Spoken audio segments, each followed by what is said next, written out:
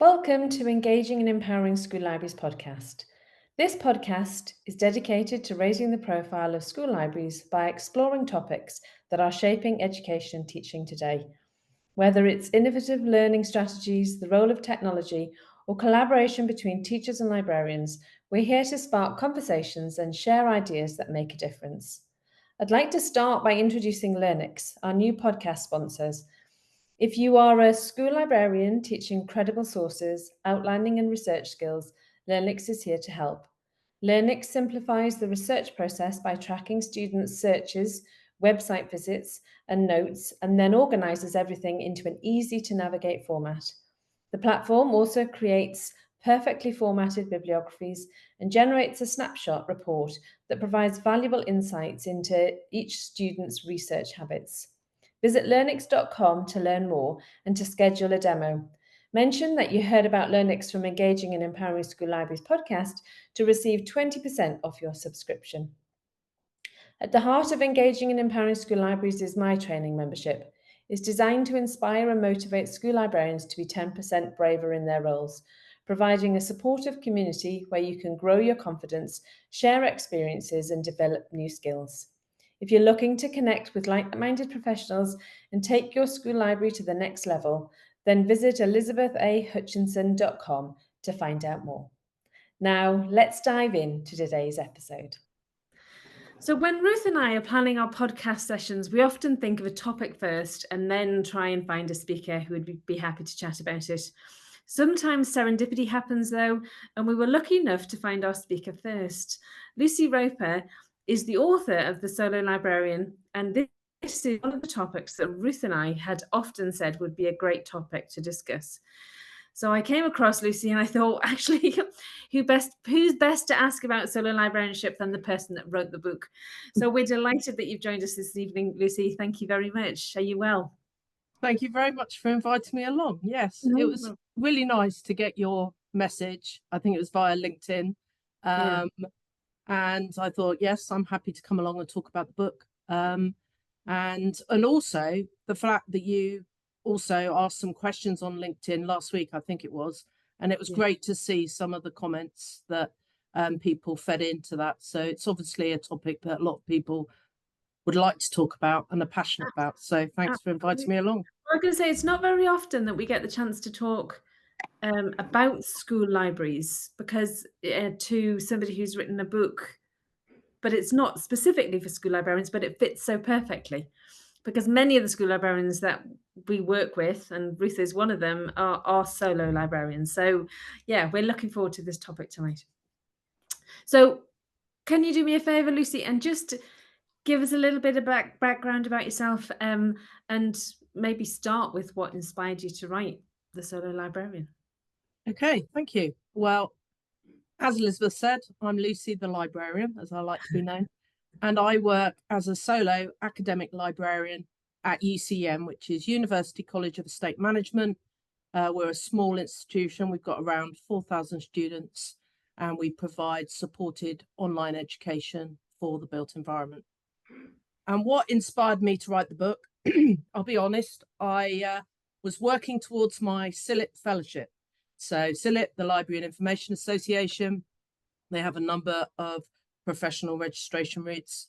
Fellowship is the highest, and you have to demonstrate substantial achievements and significant contribution to the profession. And when I looked at this, I thought, I'm just a small solo librarian in a small HEI. What can I contribute to the profession? Absolutely. And they recommend you get a mentor, which I did. I picked someone who was recommended, who had done fellowship themselves. And I have to say he was brilliant. I do recommend getting a mentor. It can be someone local, it can be, but I think someone in the profession is particularly good. I did my fellowship, and I would also recommend a mentor. It's really, yeah, Dr. Carol Webb was my mentor. Brilliant lady. I had Professor David Baker. Okay. And it was just brilliant for me because he looked at my CV and he said, I see you used to publish work, but you've had a gap.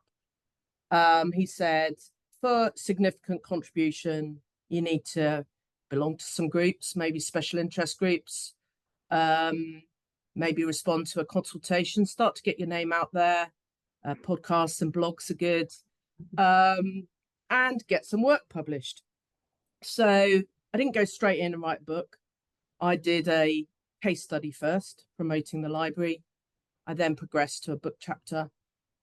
And then after doing a book chapter on benchmarking, which is another thing that I think is always good to compare what you do against others. Yeah. The publisher approached me first, and then spoke to David and said, "We think Lucy's got a book in her. Can you encourage her?" So they threw out some ideas, which all sounded a bit high level.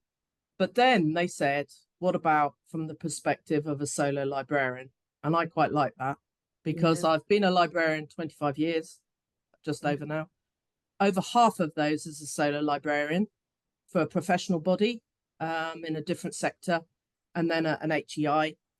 So I thought, actually, maybe this is something I can contribute, share my experiences, but I wanted it to be practical, something that someone could get off the shelf, but had an online toolkit and companion website with templates that I found useful, that people can just download, drop in their logo, amend to suit their school, working practice, whatever field they're in, that might really help people, particularly people that are maybe new to the profession or have been newly soloed, which I found sadly has happened with some people after lockdown.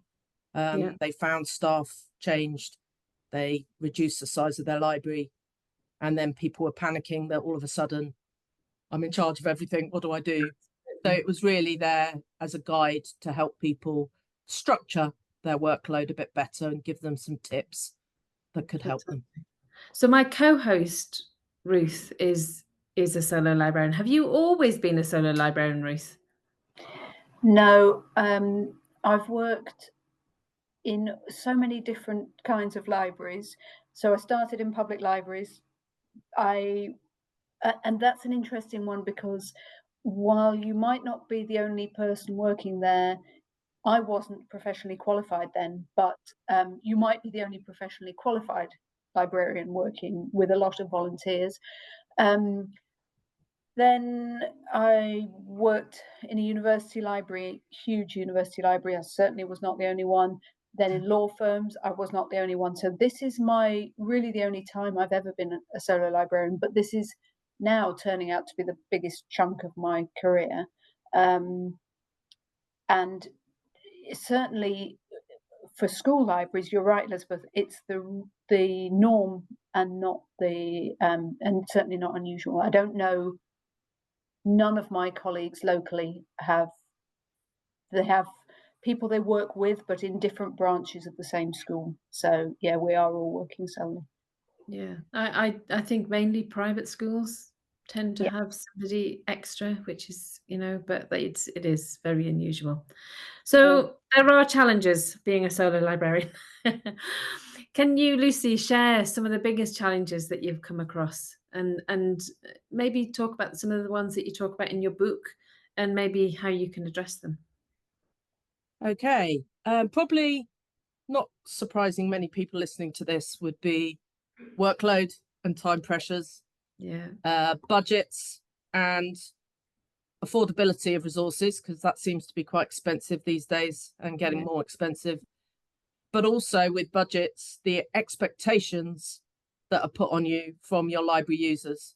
So I often have lecturers that come to me and expect me to have the same as, we had one lecturer from Oxford University, and obviously I can't compete with the Bodleian. However much I'd like to try. But they do expect you to have exactly the same as what they've always been used to using in their previous employers, and that can be challenging at times. Also, the area of feeling isolated, that comes up quite a lot when I've been talking to people about solo librarianship. But if I'm honest, I felt a bit isolated when I first started as a solo librarian, but it soon, I didn't feel that way when I started to join groups, networks, and met people who were similar to me, so that I had that kind of community that I could tap into if I found that I was struggling in certain areas to get my head around things. What I've done in the book, so things like workload, one of the things I created, quite basic really, but a timeline, which is what helped me structure the book really. I followed the year in the life of a solo librarian, and I just had a basic spreadsheet with months, key tasks, and as things occurred, like objective setting and performance review, financial forecasting and budgets, copyright reporting, when's that coming up, I would drop all these things into the various areas. How many inquiries did I get each month? And the best thing was that once you've got a year, it's great for time planning in future years, so you can see where everything is, where are quieter periods, not that it's ever quiet, but quieter periods. Yeah, it's best to plan things. But the other thing that I found, and I know there's certain questions that come up regarding advocating your position, for example, when I went for my appraisal, my line manager, everyone thinks they know what librarians do. We put books on shelves, we tell people to be quiet, and we take people on tours. Actually, we do so much more. And when I put this timeline in front of my boss in my appraisal, she'll be honest, she was shocked.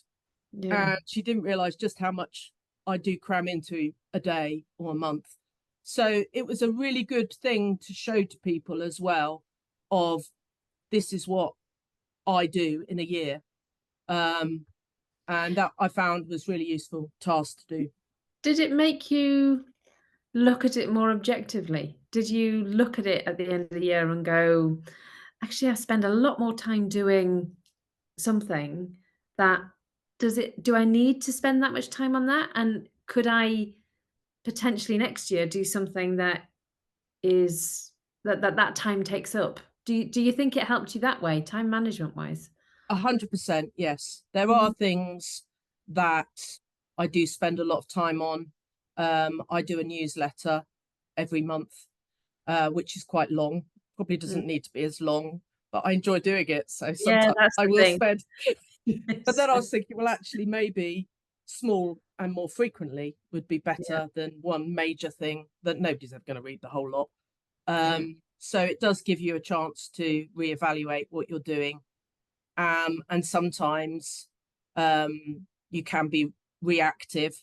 And so having everything laid out that you could have a look at, you could actually change things around slightly to plan your time a bit better when you know things are coming up and that you're not just rushing to get something done.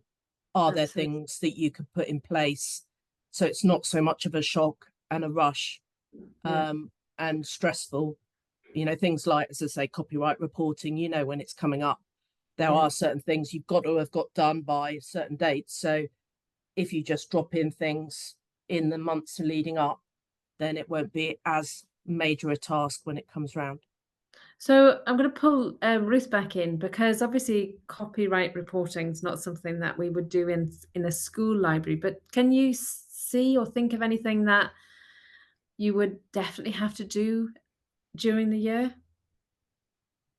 Yeah, I mean, there are all the usual start of year tasks, you know, all the changing over users in the LMS, or I don't know, setting the new end dates for the year. There are all sorts of things. I have to say, that is such a revelationary idea for me, Lucy. I've long thought, wouldn't it be brilliant if I had my year mapped out like that? But when I sit down and do it, I try and map the whole year. It never occurred to me to think, I'll just do it. And now, today I'll put it in, and then next week I'll put the next thing in, and I can do the year as I go along. Exactly. It's that, you know, and it's so simple. I can see exactly what you mean. And I wear two hats in school, because I also am the house coordinator now. So that's another group of jobs that have to be done. But I know that I want to be able to see ahead. Oh, this is the next week is when I need to do X or Y or Z. But because I've always looked at it from the beginning of the year and thought I must plan my whole year out, it's been an insurmountable task.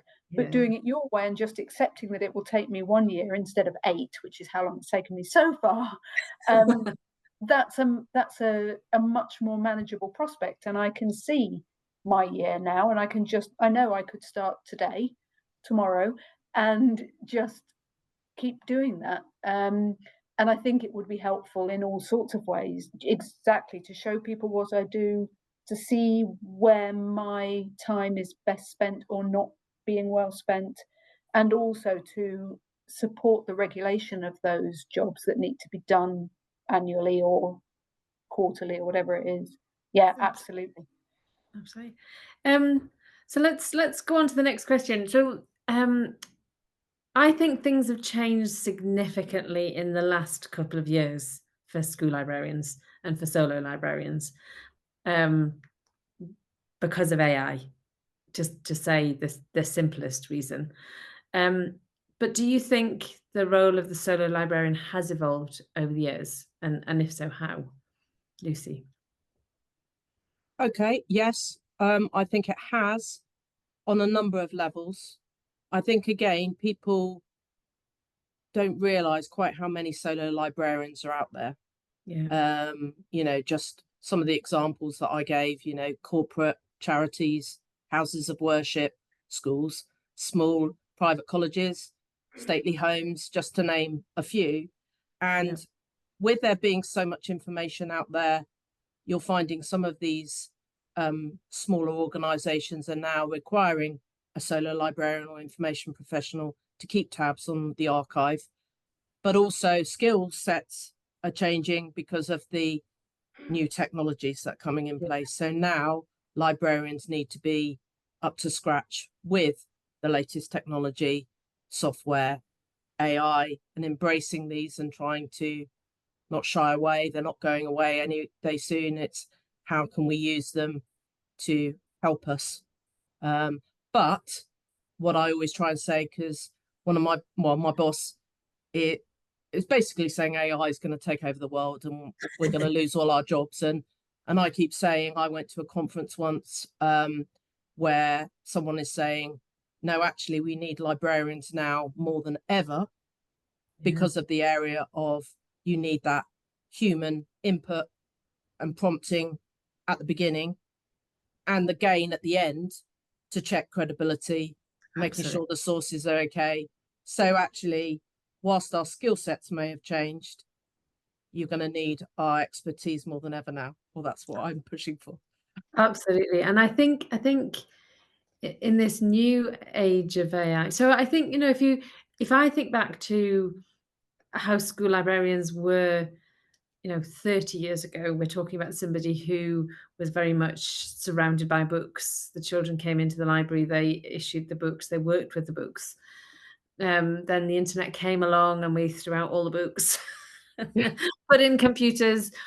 But the need for it all is still there, which is really interesting, isn't it? The realization that actually the computer doesn't answer all your questions, and voicing your opinion is important. So it's the soft skills maybe that students are currently needing that school librarians can encourage out of students. It's sort of librarians have always adapted, and I think that's something that is not always acknowledged, but they have, and we're still there at the forefront with AI being there. So I think, school librarians, solo librarians are amazing because they not only have to learn about these things, but they have to find others that they can discuss and learn with. And I think that's hugely critical because, if you're a teacher in a school, even if you're in a department where you're working on your own, you still have that camaraderie of the other teachers because you're all teachers. The librarian in a school is although they're still on the staff, they are definitely separate unless they've made an effort to join in. And I think that's that's the wrong phrase, not just an effort, just it's a real challenge to collaborate with teachers. So, learning about AI so that you're able to have a conversation about AI, you have to go beyond the school that you're working in. So, I think we're very adept at finding the information that we need and the support that we need as people who work on our own. I think it's, here's one for for solo librarians. Yeah. Anyway, I'll shut up. What can we say? What strategies or tools do you recommend for solo librarians to manage their workload effectively? Now, we've talked about planning for the year, but is there something specific that you would suggest? Well, as I say, the timeline was one. And another thing, you've probably heard of this author before because he's been written about quite a lot, but I expanded on the work of David Allen, who's written a book called Getting Things Done. If you saw the flowchart, you would know. He wrote the book in 2015, and Right. within this book, there's this kind of flowchart which I love, that has kind of your inbox, electronic and physical, and then it asks you a whole load of questions. Is it actionable? Is it something you want to read when you've got the time? Do you need to delegate? When does it need to be achieved by, with a little calendar? And you literally follow it through the flowchart, and it gives you advice on what you need to think about and decide to prioritize your list. Okay. And I took it a step further by showing how I use this, but then I expanded on certain areas by saying, for example, I love a to-do list. I always produce mine at the end of the day so that I'm all ready to go when I go into work the following day of the key things I need to do. Yeah. And one of the things I often do is, if there are tasks, and in the flowchart it's less than 2 minutes, but I do it less than 5 minutes.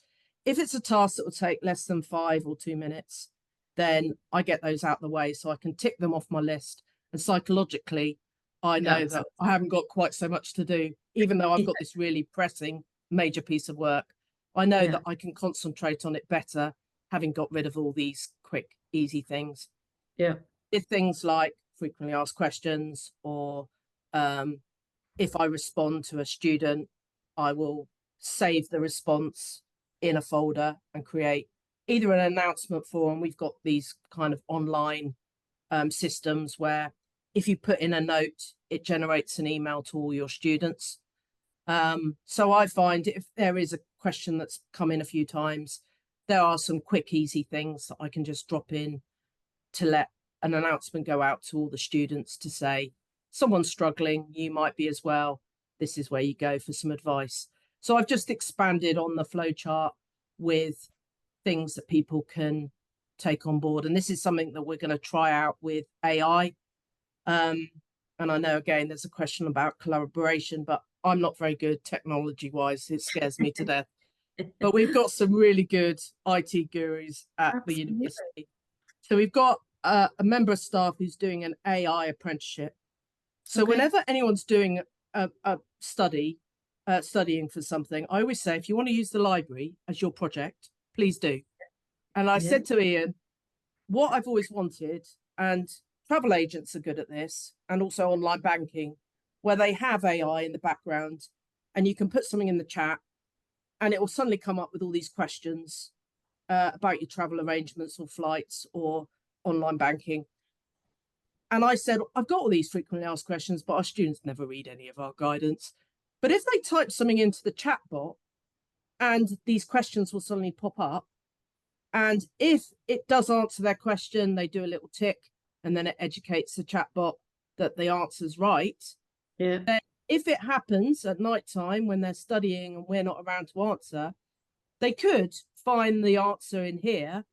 But if not, there's an email to come through to me and I'll answer it as soon as I come in.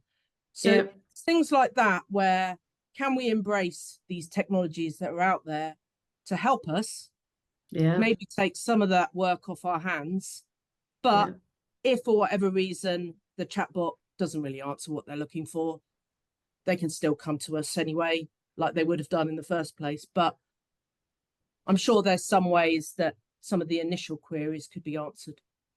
Absolutely. And I think that is key. I think, understanding that things are changing, and how can we change it for the better for us? So, for example, working for myself, I create training, and actually getting an outline of a session from AI is just a starting point. It's that person that you would sit next to if you were in an office and go, ugh, what do you think of this idea? And it just is, it's those kind of ways that I think AI is going to help in me and my business. But for school librarians, I'm not so sure. Ruth, have you got any more thoughts about how AI is going to help you as a solo librarian? I have to say I don't use it very much. I use it when I'm testing it to see what the kids are trying to do, or what they're going to get back. Every now and then I use it like you do, for that conversational, I can't think this through in my head clearly. I find it helpful in its unhelpfulness, if that makes any sense. It Yeah. brings back things that I think, oh, honestly, I could do better than that. And I'm so disgruntled that I go away and do better than that, which is helpful. But I don't find it particularly earth-shattering. I know that some of our teachers are using it to support their lesson planning, and in that exactly that way. I've got this idea, help me out with it, and Yeah. find it absolutely revolutionary. Yeah. What it isn't good at, and I'm also not good at, which is why I find it frustrating, is sort of unusual and creative ideas. Yeah. I want to do something with the students that will inspire them in some way or other, give me some ideas of what we could do. And it comes back with the same old things. And I think, yeah, we've all done that, yeah, we tried that. Yeah. So in that way, I'm struggling to find it as revolutionary as other people tell me it is. Yeah. But it's perhaps what I think I'm using it for, and maybe I should try and use it for other things. Well, it was quite funny the other day. Ian wanted to create a referencing tool. We have, Harvard reference is what we have. And I know this is maybe a bit higher level than school, but we were doing this referencing tool, and I thought I would test it on a few different things. So I said, I provided a link to where my book sits. Say, can you reference this book? And it came back with J. Roper, whoever they are, wrote this book in 1992. I thought, I was at school. I only wrote it last year. So I suddenly thought, where have they got all this information back? And I had to go back to Ian saying it needs a lot of work. But I can see students, because I get this quite a lot actually. A student will come to me and say, I'm trying to find this source. And I'll go and do some searches and cannot find it anywhere. And what they've done is a lecturer has asked them to locate 10 sources that discuss a particular area. So they've gone into a generative AI bot and said exactly the question they've been set by their lecturer. But the machine will just bring up random, not even sources that are actually out there. Yeah. So when I said, I'm sorry, I'm struggling, where did you find this reference? They go a bit sheepish and a bit quiet, and then they admit, oh, actually, I was trying a generative AI document. And I said, well, please go into the library and use the credible sources. So then I share my screen and I show them how to go into a peer-reviewed journal and locate the item. But that's what worries me more than anything, is that they are using these chatbots and they don't understand that when they've asked it to provide 9 references or 10 references, that actually the references might be completely fictional and not at all what the lecturer's looking for. Yeah, no. Funny that they're sheepish enough, they're aware enough to be embarrassed when you ask them where they got it from, but not thinking that through carefully enough when there's a problem to work out where the problem is before they've come to you. Yeah. I suspect we're about to have that. We do teach referencing to our students, and we teach them Harvard. And I will have to address with our year 7, so 11 years old, we will have to address AI and referencing. But most of our students will use an online tool, Cite It Right, or one of those kind of things. And they will use their reference generator within that, which for our standards is fine. We don't need them to, to be able to write it from scratch. We just need them to be honest about the origins of their work and their citations. But there are interesting questions which I don't think are very satisfactorily answered about the citing of AI. I'm always told you must cite AI. You must. Okay, but what does that actually look like? It is a question which I don't think we have the answer to yet. But sorry, that's off on tangent slightly. Our conversations always come back to AI. I wonder what they do, and usually go off on a tangent. Yes. So let's bring it back a little bit. This is an interesting one. Okay, this is a question from Ruth, so you might want to ask it yourself. But it's about solo librarians progressing in their careers. Do you want to elaborate, Ruth? Well, so this is my sort of permanent conundrum. I'm very happy in school libraries, and I would imagine this is particularly pertinent to school librarians, but I don't think it's only us. My next career move, if I was progressing my career, naturally would be to go and work in a team and manage people. That isn't something that's readily available to me. There are very few schools where that happens. How do you progress your career other than with the sort of, I could do my fellowship. I know I can feel Elizabeth thinking you should do your fellowship, Ruth. But I'll get you one day. That sort of serves me, but doesn't progress me. Do you understand that? For me, there's a difference between I absolutely participate in all these things. I'm very happy to do that, but it's not getting me any steps up the ladder, as it were. And I just wonder whether, Lucy, you have any thoughts about that, about how you get those steps up the ladder. Well, a couple of things that have happened to me since I've been at UCEM. I actually came from sport and leisure before I moved into the education sector. I work for a professional body. I'm a swimmer when I'm not working, and trying to find a job that was more kind of 9 to 5 and allowed me to race at weekends and train before and after work was really challenging in itself. So I worked for a professional body, but I didn't have library qualifications. And I loved working in the library. So when sadly they merged with another company and the Reading office was made redundant, I thought, what on earth am I going to do now? Because I want to work in libraries now, but libraries are not often 9 to 5, and I don't have any library qualifications either.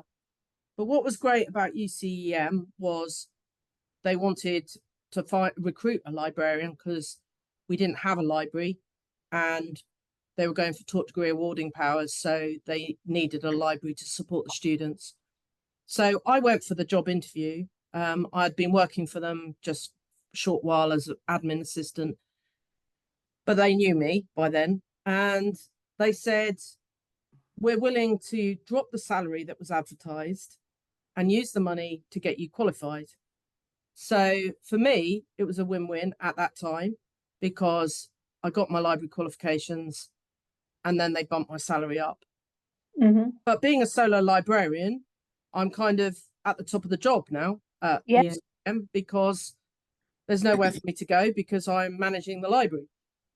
So then I thought, well, what happened was I know we talked about copyright, but for me, this is what happened to me. We had an exec member who was responsible for copyright for the university. Most of the audit was down to me. And when he left, I thought, who's going to take on copyright? Because I'm doing the work anyway. So I went to exec and said, obviously Martin's left. who's going to oversee the responsibility of copyright. It's just that I know quite a lot about it. I deal with the reporting every year. I'm happy to step up and take on responsibility for copyright for UCEM. So I said there are a few training courses I'd quite like to go on for digital copyright and various things, put it forward to them. And because they were a bit panicky because they thought, we don't know what we're doing on copyright, we've got someone who's actually offered to do it. So not only did I get a pay rise, got a new title, I became information governance manager, even though I'm librarian really.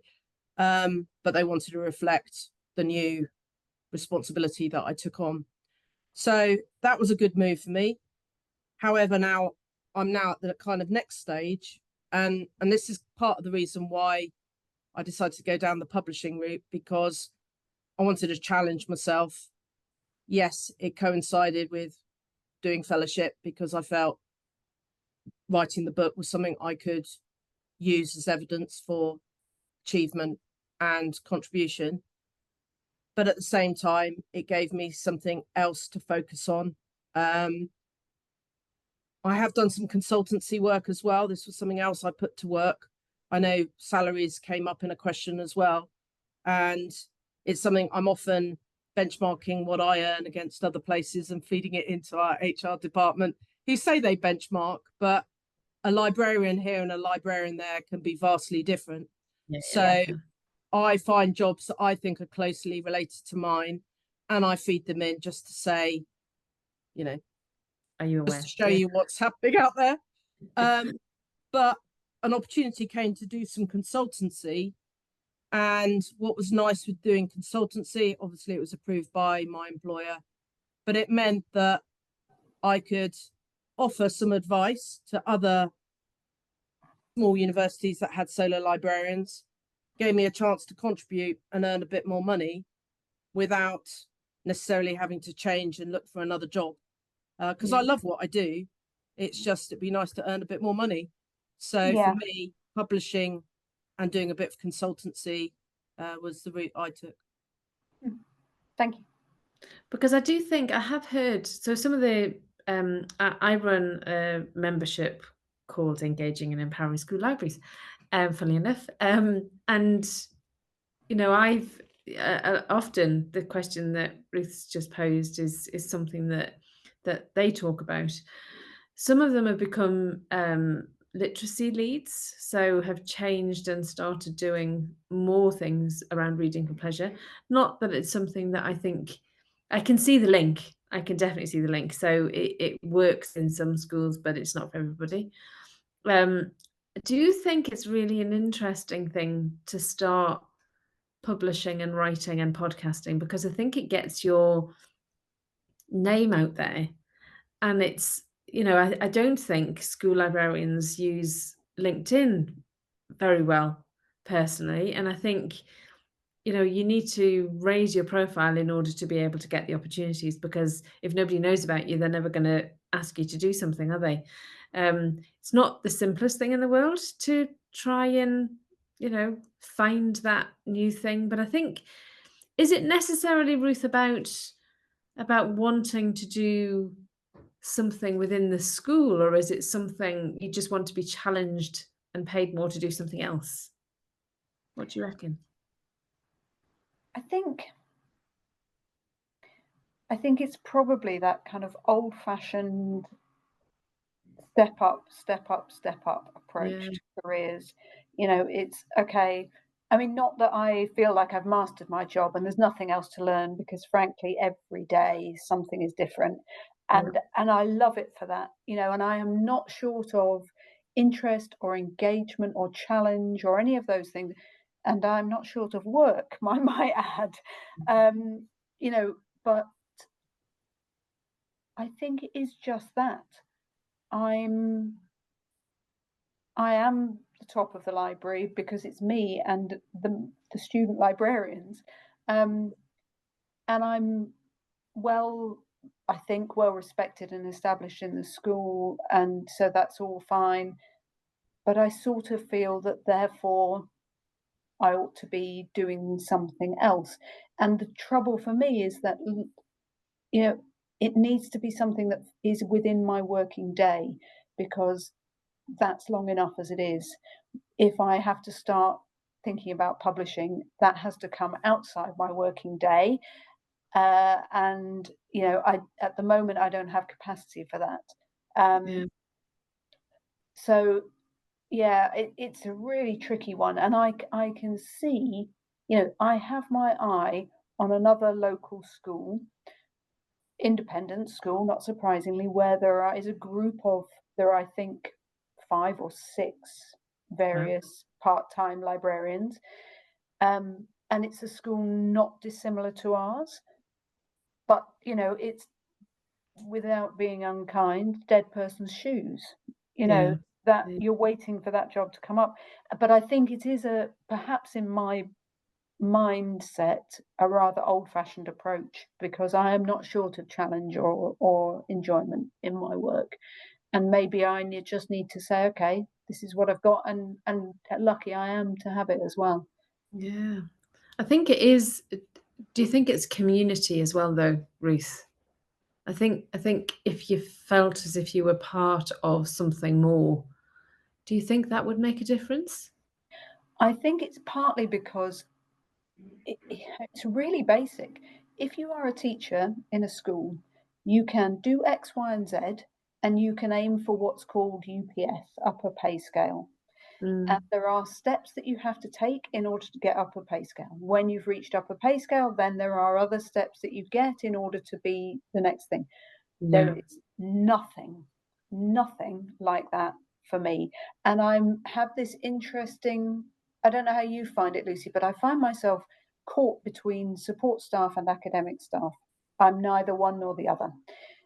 So, you know, I sit on a support staff pay scale, and it has gone up, and I have taken on other responsibilities and it has gone up, but there isn't that sort of, this is what I'm aiming for, this is what I need to do. And I think that's what it is for me. I think that's the catch. And, you know, it isn't about the money. We all know that you don't go into this profession because you wanted to buy a yacht. But going back to some of the comments in the LinkedIn posting that Elizabeth put up, I was quite intrigued with the lady who was from Australia. When she was talking about qualifications and how librarians are seen as teacher librarians. And that was something that I definitely noted, again, to relay back. One of the things I'm trying to push for where we are is bandings for, we did have them when I first started at the university, and then they scrapped them for some reason. Because I still think, you know, if you're trying to encourage people within an educational establishment to better themselves, to get qualifications, to get work published, whatever it might be, I'm not asking for, you know, £50,000 more or whatever. I just want a bit of recognition as a bit of an incentive, is to say, well done, you know, keep going. And we don't have that. And as I say, whenever I always ask every year when they say, oh, we're doing benchmarking, can I see what you've benchmarked my job against? And it's never forthcoming because they don't want to show me. But you know, my boss did say, oh, it was a like for like librarian. And I said, well, I'm not actually a librarian job title wise now, but I know that if they benchmarked information governance manager, it'd be a lot more. They haven't. But I said, but my title is not librarian, and because I'm solo and I have to deal with everything, budgets, you know, copyright licensing, regulations, you know, that's a lot more than, not being rude, but a librarian in a huge university where there's 300 staff. You know? So it's very difficult to say you've benchmarked like for like when it's not like that. And so I know I'm not alone. A lot of us are pushing for, and I'm going to push the model from Australia as well, the next chance. But just sort of saying that I think there needs to be more. And if you want to make sure your staff are happy, retention, as I say, we're an educational establishment. We should be encouraging staff to better themselves and get more qualified. If there was that financial recognition, even if it's only small, it would make a big difference. Absolutely. Yeah, absolutely it would. So let's move on to, I think we've talked a little bit about the future, but the future of solo librarianship, and how can librarians prepare for these changes? So we've talked a little bit about the technology, haven't we? Do you think that we need to be thinking more about the connections that we can make? Do you think that that's part of it going forward? How do you see us in the future, whatever solo librarian you are? Well, I think to pull in another question that was talking about collaboration, Yeah. I wanted to say a bit more about collaboration because, again, talking about progression as well, I think sometimes doing some collaborative work with other people as well, rather than all of the work being on yourself. I think with collaboration, internally and externally is good. And with regards to skills and things that are going to change, and as I say, I'm not great with technology. It does really scare me. But if you can utilize skills and do some collaborative work together, then it can help you in your role. But also, so for example, I went to sorry to talk about copyright again, but it was a copyright and information technology and education meeting. And UCL were there to say they wanted to do a fun course on referencing, acknowledging work, copyright. They wanted to do a fun 20-minute video. They wanted to invite people who wanted to work on the project. It was going to be Creative Commons. So at the end of it, we could all take it back to our respective places and again, put in our logos and produce this course. And I thought, yeah, I'd love to be part of that because I might not be good on the technology front, but I know a lot about copyright. We've produced a really fun little course. We've kind of Star Wars inspired, but it was nice to be part of. And I think, as I say, with the isolation bit, sometimes when you're solo, if you can get those networks and get talking to people and see if there's some joint collaborative work that you can do to benefit everyone, I think that is something we've got to do. And as I say, AI is not going away any day soon. And so, again, sharing what different schools are doing, how they're using it in their workplace, can only be a good thing. Because I think it is really, really good to network and share ideas with each other, because I know that you're not alone. There are people that are going to be going through similar things that are scared. And it's always good if you do see something that you think, actually, can you send me a bit more information? Maybe this is something we can adopt where we work. And I think that's really important. You've said you've hit the nail on the head, Lucy. It's about finding the groups that you are interested in, maybe something that is going to produce something, and not being scared to say to the school that you're working at, actually, there's an opportunity for me to be involved in whatever it is. Would you give me the time to do it? And I know that's probably pie in the sky, Ruth, because if you're not in the library, then nobody's doing your job while you go and do that. But is it possible that you could maybe get on a project? Maybe it's an internal thing, maybe it's a school thing rather than a external thing. But is it possible? And it is possible, actually. And I pushed for the AI working group at school, so I've got on that, and they do give us time for that. They have to.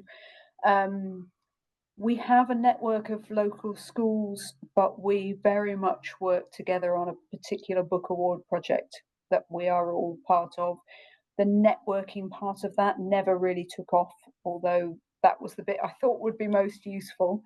But yes, there is that capacity, and the school are very supportive of me doing these podcasts with you, Elizabeth, and that it's become quite a talk of the classroom, of the staff room, because of course nobody else does a podcast. Oh, Ruth does a podcast. It's like children. So yes, there are those things, definitely. There are those opportunities. I am aware that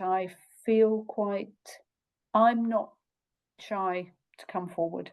Yeah. And I'm aware that for other librarians, that's not their natural situation. I think many would feel that they weren't sure what they had to offer, or were underconfident about it. I think particularly, as we've discussed, Elizabeth, as the school libraries deprofessionalise, if that's a word, we turn up at this group of local schools, and somebody's job, a professional librarian, has been replaced by somebody who comes to work in the library. And therefore you're losing something, and they find it difficult to engage in the same way as well. So I think my networks these ones tend to be fossily outside and more physically disparate because of that, because the local connections aren't that great. I think that you're right. I think the networking thing is a big deal. It's really difficult to get school librarians to network with each other. Maybe that's another podcast. Yeah. So let's finish Another off. thing. Can I Go on just? then. Go on. No, go on. There was another thing I really wanted to pull out of, again, a comment that was made last week, but leads nicely on one of the things Ruth was saying about having the confidence to speak up, and this came up. It was a really good point about, again, advocating your role and collaborating internally now. Yeah. And it was about having the training and confidence to be in the room, to contribute ideas and show how relevant your library is in the overall organization. And one of the things I did, and it was a mapping exercise I did against our programs of study. And I went to the director of education. I showed him, I called them my tailor-made research reports. I said, I've done it for all of our modules. He thought it was a great idea. But I said, we've got to make sure that the lecturers know. I'm not saying I'm the subject expert. Obviously, I'm not. I'm just saying this is what I found that I think will be good to support your particular modules. And working more closely with the lecturers so they could say, this is good, this isn't, this is where there's a gap. So there's that two-way process. But the deciding point on these was when a validation event actually said, this work is really good. And when they had actually, it was commended in a validation event, then the lecturers listened a bit more and took on board what I was doing, because someone else had actually said, I like what the librarian's done here. They've done some good mapping. The lecturers need to get involved more. And I thought, oh, thank you. It's nice. But we'll need that. It's having that confidence to go in and go, I'm not saying I'm a subject expert and you have to do this, but this is an idea I had. And having that endorsement then made it sort of happen a bit more easily. Absolutely. It's the training element is huge. And I think school librarians need to learn the real purpose of a school library, other than the one that the majority of people think that it is. And I think that's where we've ended up in a quite difficult position, because you've ended up with people who want a term time only, 9 till 3:30 job while they're looking after their kids, or whatever, and I can be equally, that is what I went into the school's library service for, because it fitted with my family. But actually it didn't stop me wanting to know and learn more. And we need to engage. We need to support these librarians who are working in our profession, to be encouraged and excited about what else we could offer. So that training element is huge, and opening the door to professional development, which links also to pay and performance, would be a huge incentive, wouldn't it? That if you're in at a low level, but actually if you get your certification, or you get your chartership or whatever, you bump up one or two. But incentivized, doesn't it? Who wants somebody to sit in a library and issue books? They don't want that. They want people that can be enthusiastic about the books that the students are reading and enthusiastic about the support that they can give their teachers. But there seems to be a mismatch and an unbalance between what a school library is and does and what it could actually do. Yeah. And that training element is a huge one. Yeah. Anyway, let's finish off with a final question to you, Lucy. So we're imagining that someone's just landed in the school library as a solo librarian. What would be your advice? What would be the first, apart from read your book, which of course is the best advice ever, and I would recommend that. What advice would you give them if they're just starting off and they're listening to this? And I'm not just saying this, I do love my job. I am passionate about what I do. And it might seem a bit daunting to begin with, but it is so rewarding as a solo librarian. You are kind of your own boss in a way. You can see how it's very true when they say you get out what you put in. I truly believe that. And seeing my library, how it's evolved over time, and myself as a librarian, is so fulfilling. And as Ruth was saying, you know, sometimes you've just got to sit back and go, you know, I have got a good job here. I enjoy my work.